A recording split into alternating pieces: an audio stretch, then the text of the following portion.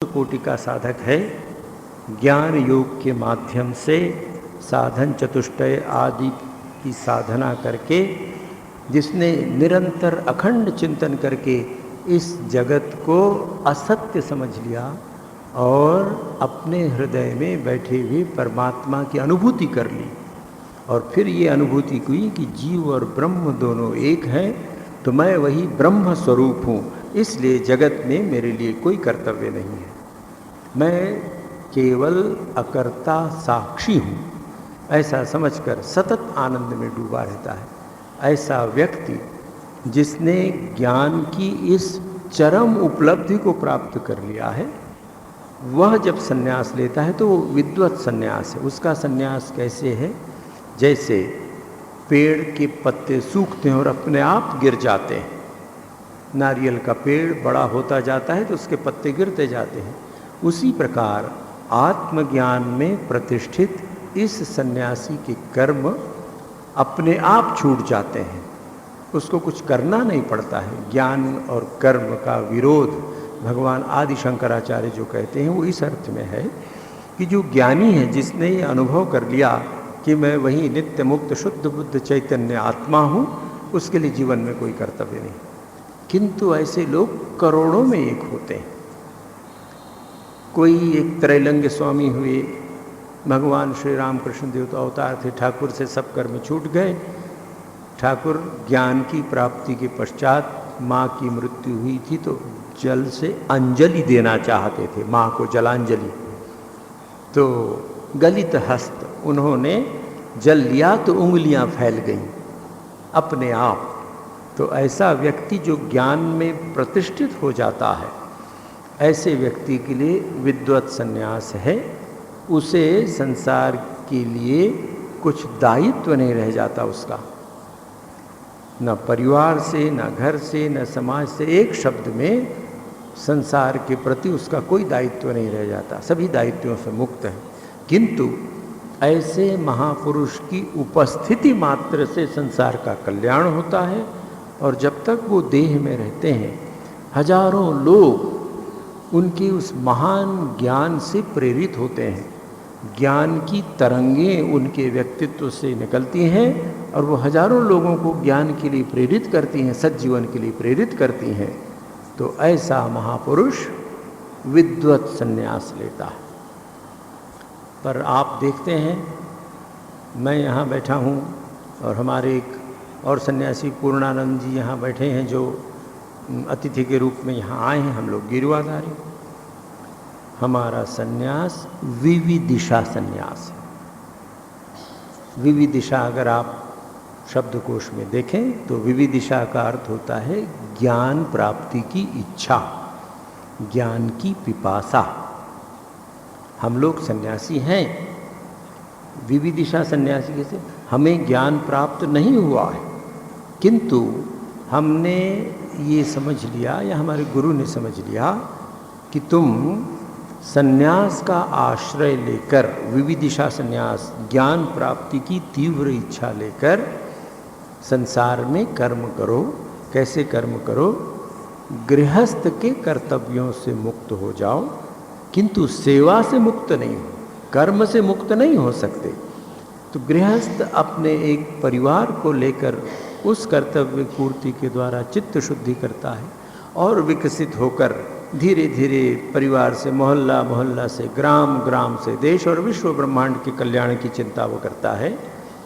सन्यासी जो विविदिशा सन्यास जिसने लिया है, वो प्रारंभ से ये प्रयत्न करता है कि एक छोटी सीमा में न बंधे, सारे संसार की सेवा में लगा रहे।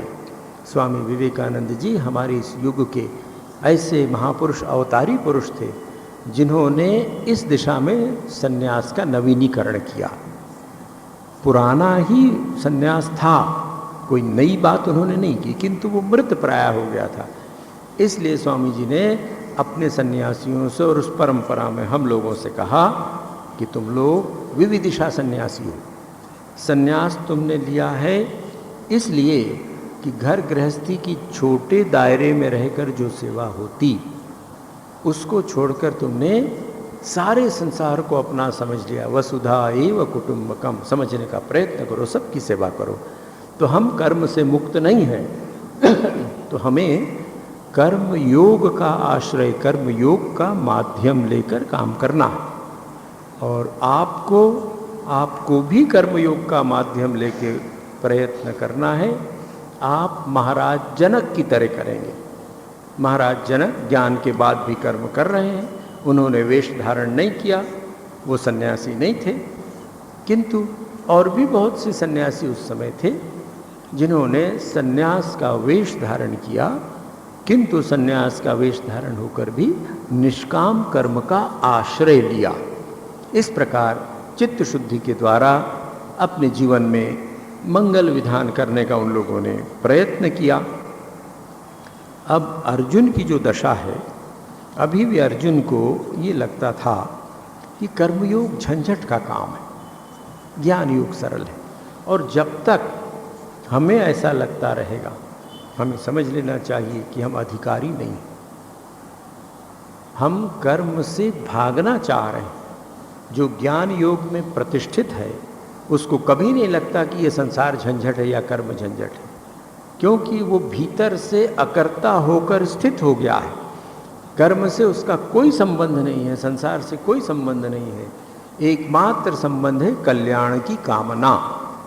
तो ज्ञान योगी ज्ञान प्राप्ति के पश्चात भी जगत के कल्याण के लिए अहर्निश अखंड कर्म कर सकता है। और विवेकानंद जी ने करके दिखाया। विवेकानंद जी से कोई 1000-1500 साल पहले भगवान आदि शंकराचार्य, जिन्होंने ज्ञान और कर्म में विरोध बताया कि कर्म और सन्यास एक साथ नहीं हो सकता, तुमको बिना सन्यास के ज्ञान की प्राप्ति नहीं हो सकती, ऐसा प्रतिपादन करने वाले भगवान आदि शंकराचार्य 32 वर्ष की अवस्था में उन्होंने देह छोड़ दी थी। पर उसके पूर्व कहा जाता है कि उन्होंने सारे भारत का 3 बार भ्रमण किया। उतना ही नहीं, दिग्विजय करते रहे।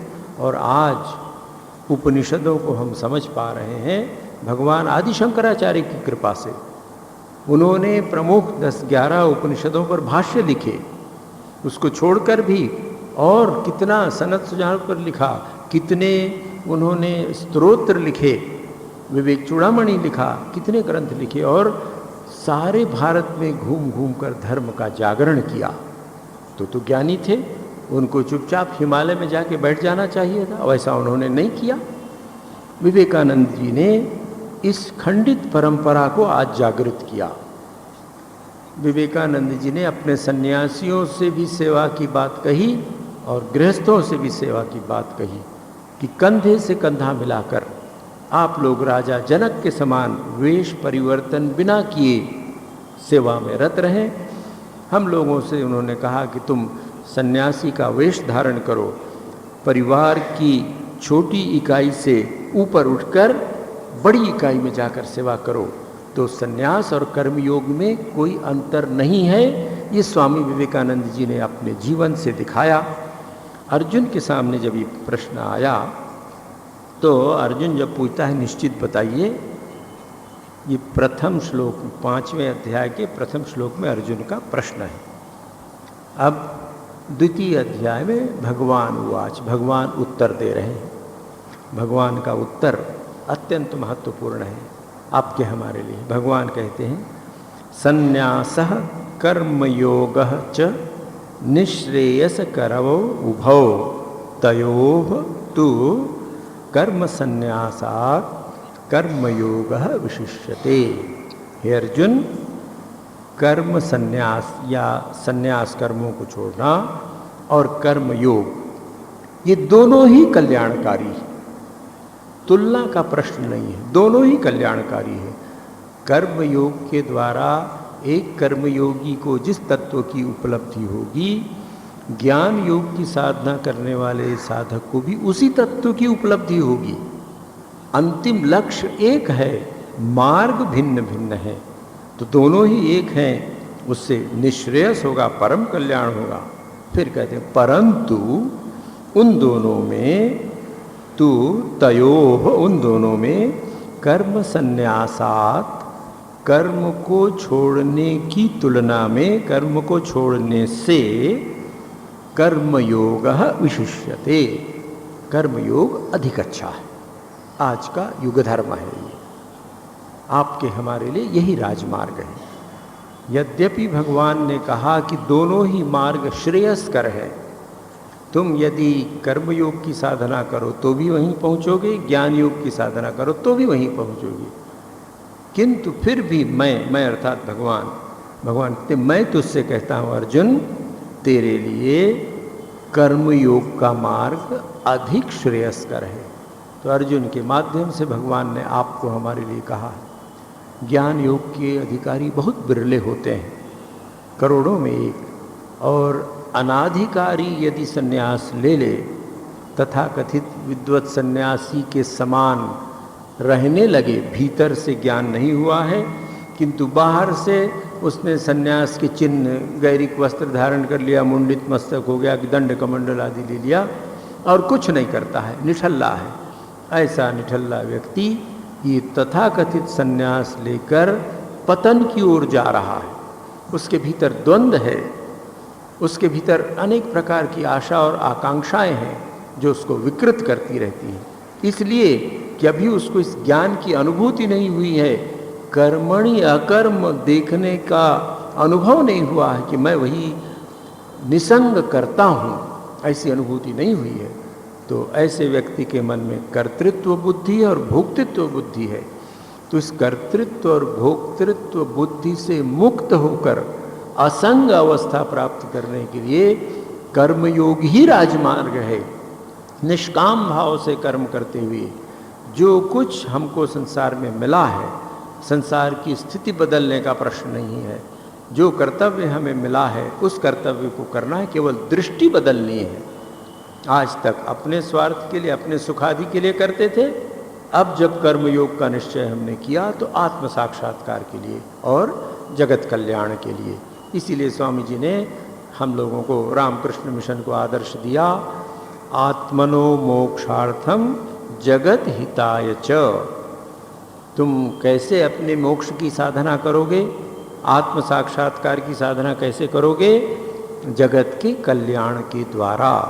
इसलिए कह रहे हैं कि हे अर्जुन, कर्म संन्यास अर्थात सब कर्म छोड़कर और निठल्ले होकर तथाकथित भगवान के भजन में लग जाना, हमें जब ज्ञान नहीं हुआ है, उसकी तुलना में कर्मयोग बहुत अच्छा है। इसलिए तू कर्मयोग का आश्रय ले, भगवान ने उसको बताया। अब भगवान एक बहुत नई बात कह रहे हैं। आज से 5000 वर्ष पूर्व महाभारत हुआ था, या उससे भी अधिक वर्ष पूर्व भगवान ने ज्ञान की या सन्यास की एक नई परिभाषा दी है। नई इस अर्थ में कि भगवान ने उस वैदिक परंपरा को पुनर्जागृत किया कि कौन सन्यासी है। भगवान कृष्ण के समय भी यज्ञ आदि का प्राधान्य था, उस समय भी ऐसे लोग सन्यास ले लिया करते थे जो इस विद्वत सन्यास के अधिकारी नहीं थे। तो भगवान कहते हैं 5वें अध्याय के 3 श्लोक में, ज्ञेयः स नित्य सन्यासी यो न द्वेष्टि न कांक्षति निर्द्वंदो ही महाबाहो सुखम बंधात् प्रमुच्यते। महाबाहो यह न द्वेष्टि न कांक्षति। हे अर्जुन, जो पुरुष, जो व्यक्ति किसी से द्वेष नहीं करता है, न किसी प्रकार की कोई आकांक्षा रखता है, सह वह व्यक्ति नित्य सन्यासी, सदैव सन्यासी है। उसने सन्यास का बाना धारण न किया हो, गेरुए वस्त्र न पहने हो, मुंडित मस्तक न हो, सन्यास का कोई भी चिन्ह, पर नित्य सन्यासी। गेय समझ ले, वही नित्य सन्यासी। क्यों? ही निर्द्वंदः सुखम बंधात् प्रमुच्यते। ऐसा व्यक्ति जिसके मन में कोई आकांक्षा नहीं है, जिसके मन में द्वेष अर्थात राग और द्वेष दोनों नहीं है, वो निर्द्वंद है, द्वंद्व से मुक्त हो गया है। ऐसा द्वंद्व मुक्त व्यक्ति, साधक, सुखपूर्वक संसार के बंधन से मुक्त हो जाता है। आइए इस पर हम थोड़ा विचार करने का प्रयत्न करें, साधना की दृष्टि से विचार करेंगे। मैं जो कुछ आपसे निवेदन करता हूँ आप सब लोग जानते हैं वो बातें। मैं अपने शब्दों में कहता हूँ, प्रभु की इस योजना में प्रभु ने मुझे वक्ता के रूप में यहाँ रखा है, आपको श्रोता के रूप में बिठा कर रखा है, पर किसी भी रूप में मैं आपसे किसी प्रकार श्रेष्ठ नहीं हूँ, किसी प्रकार उन्नत नहीं हूँ। जो आप हैं मैं हूँ। उस ईश्वरीय योजना में मुझे उसने वक्ता बना दिया है। तो भगवान कहते हैं कि देख, उसको तू सन्यासी समझ जिसके उनमें द्वेष से राग भी लेने से, राग और द्वेष नहीं है और कोई आकांक्षा नहीं। इस पर हम थोड़ा विचार करें। हमारे जीवन में जो बंधन है, दुख है, और सबके जीवन में है, उसके मूल में क्या है? यदि हम आत्मनिरीक्षण करके देखें और आत्मविश्लेषण करें, और साधना के लिए परम आवश्यक है। जो आध्यात्मिक साधना करना चाहते हैं उनके लिए दो आवश्यक शर्तें हैं कि उस साधक या साधिका को पहले आत्मनिरीक्षण करना पड़ेगा, अपने आप को देखना पड़ेगा कि मेरे मन के भीतर क्या चल रहा है। बाहर का संसार जैसा है, मेरे भीतर का संसार क्या है, मेरे भीतर में अच्छा बुरा क्या है, कितनी आशा आकांक्षाएं हैं, कितनी योजनाएं हैं, जो कुछ भी है भीतर उसको देखना पड़ेगा, आत्मनिरीक्षण करना पड़ेगा। आत्मनिरीक्षण के द्वारा जो सत्य उपलब्ध हो, जो तत्व उपलब्ध हो, निर्मम होकर, निष्ठुर होकर, निष्पक्ष होकर अपना आत्मनिरीक्षण करना चाहिए। मुझ में क्रोध है तो है, स्वीकार कर लेना चाहिए। ढूंढना पड़ता है, कठिन बात है। अपने मन को समझना, खोजना बड़ा कठिन काम है। मन हमेशा छद्म वेश में आता है, छुपे हुए रूप में आता है। जब तक हम उसकी ओर ध्यान नहीं देते हैं मनमानी करता रहता है। ज्यों ही हमने उसकी ओर ध्यान देना प्रारंभ किया वो भागने लगता है, और उतना ही नहीं, भागकर छद्म वेश में छुपे हुए रूप में कहता है कि अरे इसमें बुरा क्या है, मैं तो सबके कल्याण के लिए कर रहा हूँ, मुझे यहाँ अस्पताल में सेवा करनी है। रामकृष्ण मिशन एक अस्पताल चलाता है। इस अस्पताल में बहुत से रोगी आते हैं, तो इन रोगियों की सेवा के लिए धन की आवश्यकता है। कोई व्यक्ति कहता है कि अरे देखो स्वामी जी, अगर आप ऐसा यहाँ लिखा दो कि इस आश्रम में इतने शेड्यूल कास्ट ट्राइब्स, इनकी सेवा होती है, अगर आप बता दो ऐसा प्रबंध है कि अगर 60%, 70% शेड्यूल कास्ट और ट्राइब के लोग आते हों तो आपको शासन 100% ग्रांट देगा, जितना खर्चा अस्पताल का आपको दे देगा। लिखने में क्या है स्वामी जी, आपको करना कुछ नहीं है, कागज में लिख के दे देना है। अब वो व्यक्ति तो बेचारा ठीक सोचता है, मेरे मन में भी एक बात आ जाए कि अरे तो जन कल्याण इससे होने वाला है, अब जन कल्याण करना है तो क्या बिगड़ता, मैं अपने लिए तो कर नहीं रहा हूँ। जन कल्याण तो हुआ, पर मेरा कल्याण हुआ क्या? मैंने जीवन में सत्य से समझौता नहीं कर लिया, मैंने अनैतिक उपायों से शुद्ध तत्व प्राप्ति की चेष्टा नहीं की, असत उपाय से सत्य को प्राप्त करने का प्रयत्न नहीं किया। ऐसा अगर करता हूँ तो मुझे जीवन में सत्य की उपलब्धि नहीं होगी। पर ये कौन मुझे बता सकेगा? सिवा मेरे और कोई नहीं बता सकता है।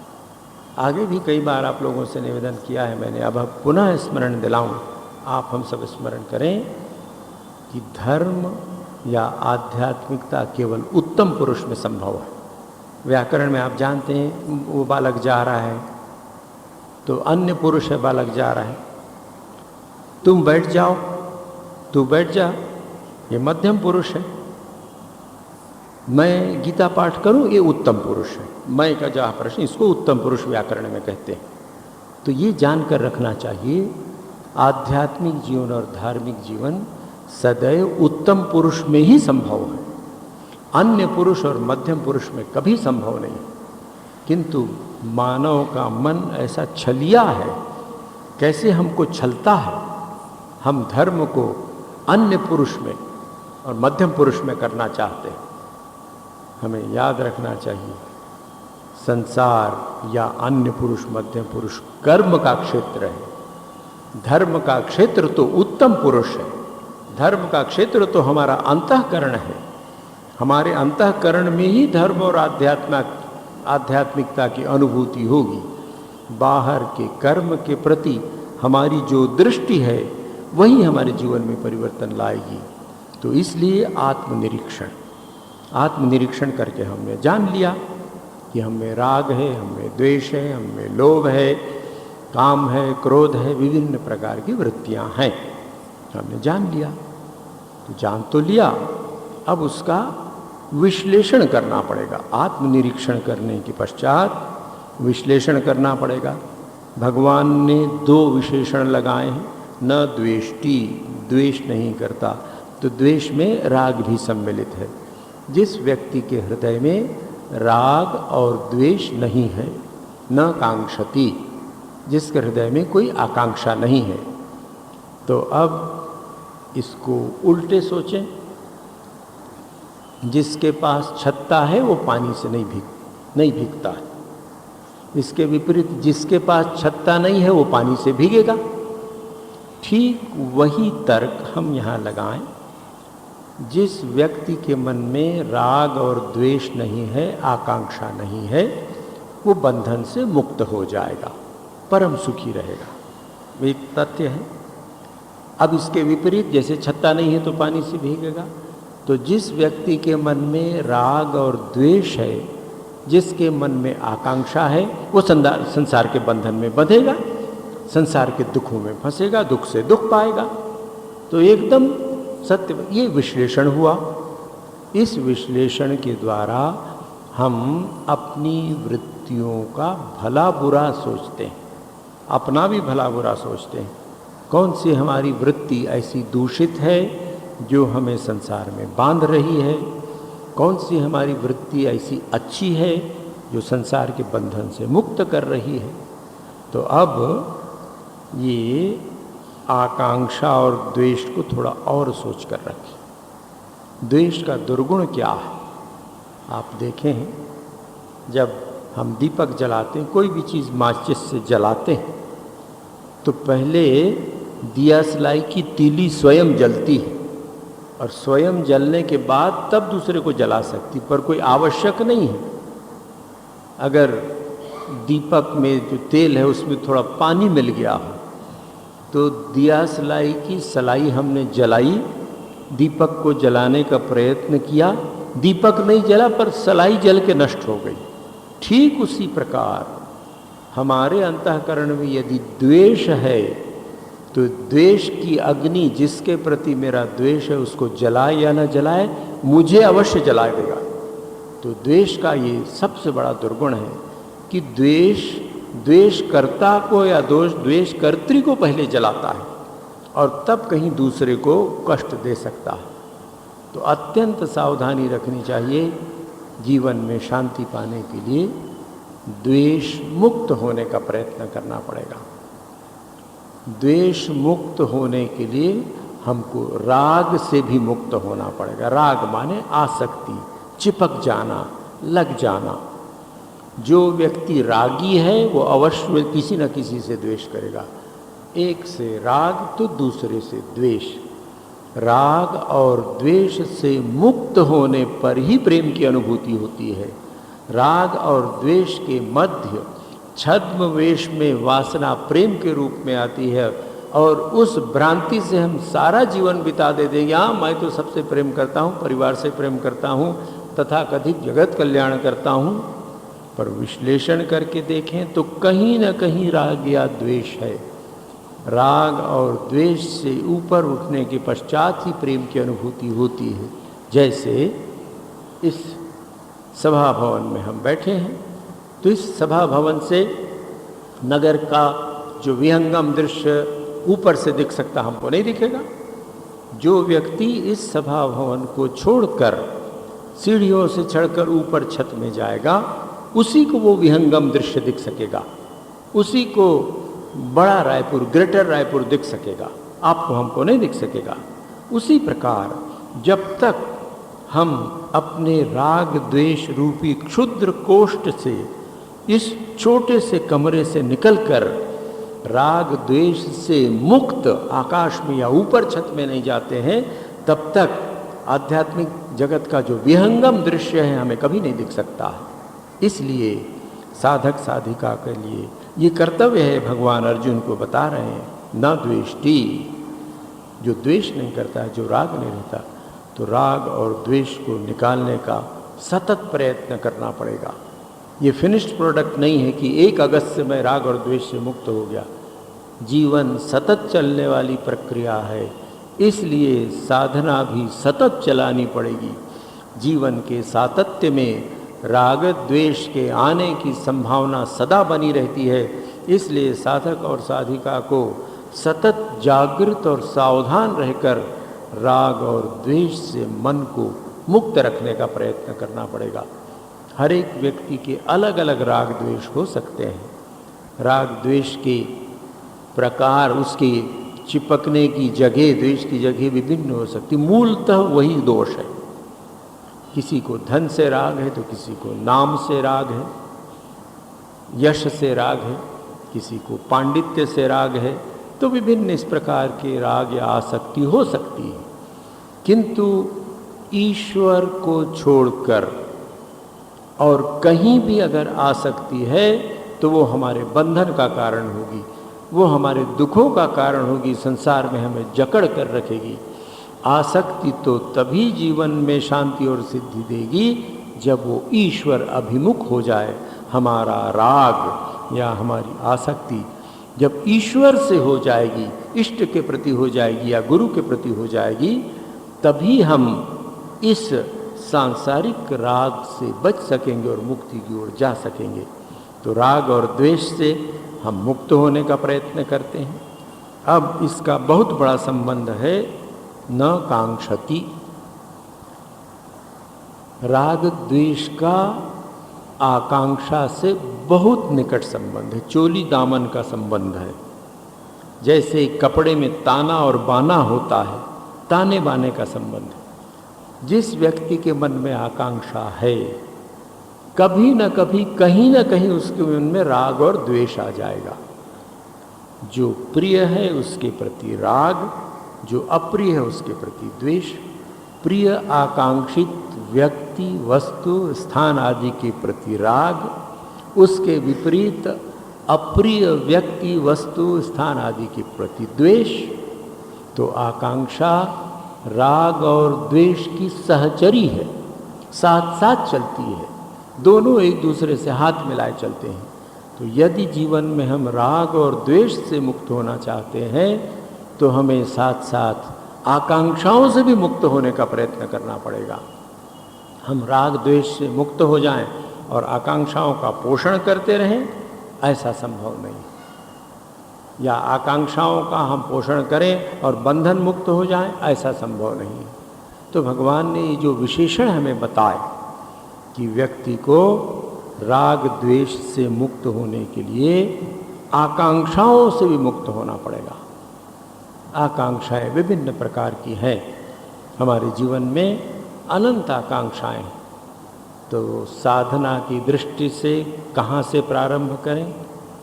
सबसे पहले सर्वप्रथम अवांछित आकांक्षाओं का सर्वथा त्याग और निर्ममता पूर्वक त्याग हो गया होगा जीवन में, जो उसकी कोई चिंता नहीं करना चाहिए।